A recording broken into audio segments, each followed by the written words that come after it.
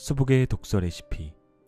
의뢰를 받고 현관문 잠금 장치를 여는 순간 복도의 공기와 상반되는 역한 냄새가 강렬하게 코 윗부분까지 순식간에 뚫고 올라온다. 동시에 건물주의 부탁이 떠오른다. 아직 아무도 모릅니다. 알면 다 빠져나가요. 절대로 그 건물에 사는 누구도 알게 해선 안 됩니다. 집안에 정갈이 정리된 가정용 분리수거함. 자살 직전 분리수거라니. 스스로 목숨을 끊겠다고 착화탄에 불을 붙이고 연기가 피어오르는 중에 이런 것들을 정리했다고? 자기 죽음 앞에서조차 초연한 공중도덕가가 존재할 수 있는가? 얼마나 막강한 도덕과 율법이 있기에 죽음을 앞둔 사람마저 이토록 무자비하게 몰아붙였는가? 건물을 청소하는 이가 들려준 그녀는 너무나 착한 사람이었다. 남에겐 화살 하나 겨누지 못하고 도리어 자신을 향해 관역을 돌려 쏘았을지도 모른다. 자신을 죽일 도구마저 끝내 분리해서 버린 그 착하고 바른 심성을 왜 스스로에겐 돌려주지 못했을까? 왜 자신에게만은 친절한 사람이 되지 못했을까? 오히려 그 바른 마음이 날카로운 바늘이자 강박이 되어 그녀를 부단히 찔러온 것은 아닐까? 주로 가난한 이가 혼자 죽는 것 같다. 가난과 외로움은 사이좋은 오랜 벗처럼 어깨를 맞대고 함께 이 세계를 순례한다. 어떤 날은 죽은 이의 우편함에 꽂힌 채 아래를 향해 구부러진 고지서와 청구서마저 가난의 등이 휜 것처럼 보인다. 옆집의 고지서라고 하등 다를 바 없는 모습인데. 일부는 고독사 대신 고립사라는 표현을 공식 용어로 쓴다. 죽은 이가 처한 고립이라는 사회적 상황에 더 주목한 것이다. 고독사를 고립사라고 바꿔 부른다고 해서 죽은 이의 고독이 솜털만큼이라도 덜해지진 않는다. 냉정히 말해서 죽은 이가 아니라 그것을 바라보는 자의 편에서 마음의 무게와 부담감을 덜어보자는 시도이다. 가족은 연락을 끊어도 채권자는 끊임없이 안부를 묻는다. 빚 있는 자의 건강을 염려하는 사람은 혈육보다 오히려 채권자가 아닐까? 죽은 이의 집에 남겨진 무수한 책을 보며 생각한다. 지독하게 읽으면서 이 생을 건너간 사람이구나. 책을 쓸어 담다 보면 생면부지의 제목은 은근슬쩍 말을 걸어온다. 한번 펴볼래? 내가 누군지는 알아봐야 하지 않겠니? 유혹이 몹시 진득하다. 치우느라 바빠 죽겠는데. 죽은 사람의 몸은 영화나 드라마에서 연출한 것처럼 잠을 자듯 온전하게 유지되지 않는다.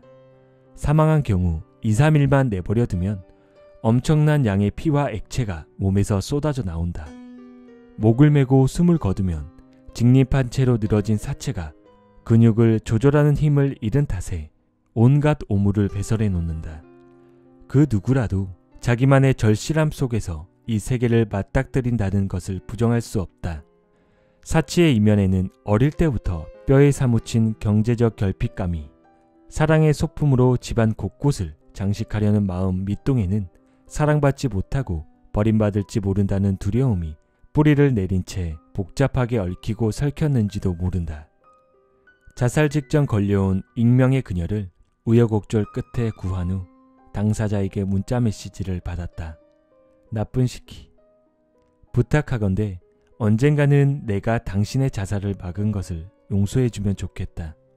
나는 그 순간 살아야 했고 당신을 살려내야만 내가 계속 살 수 있을 것만 같았다. 문득 울리는 전화벨 소리, 그리고 진중한 목소리의 남자. 청소를 위한 사전 준비를 위해 죽은 장소, 주택 형태, 평수, 구조, 층수 등을 묻던 중 차분했던 그의 목소리에 한순간 풍랑이 인다. 허들이 낮으면 닿지 않도록 훌쩍 뛰어넘어야 하고 높으면 림보 게임처럼 몸을 낮춰서 슬슬 지나가야 한다. 가까운 이가 죽었을 텐데 어떻게 마음이 평탄할 수 있으랴. 견적을 내기 위해 꼬치꼬치 묻는 질문이 캐묻는 것처럼 느껴지면 대화 자체가 못마땅할 수도 있다. 나로서는 침착하고 끈기 있게 알아내는 수밖에 다른 방법이 없다. 친절을 잃는 법 없이 그곳에 놓인 상황을 제대로 유추해내는 것. 그것 또한 서비스업에 종사하는 직업인으로서 고객을 존중하는 방식이다. 그런데 얼마 뒤 경찰서에서 그와의 통화 기록을 보고 전화를 걸었단다. 그가 변사체로 발견되었다고. 한동안 멍하니 있었다.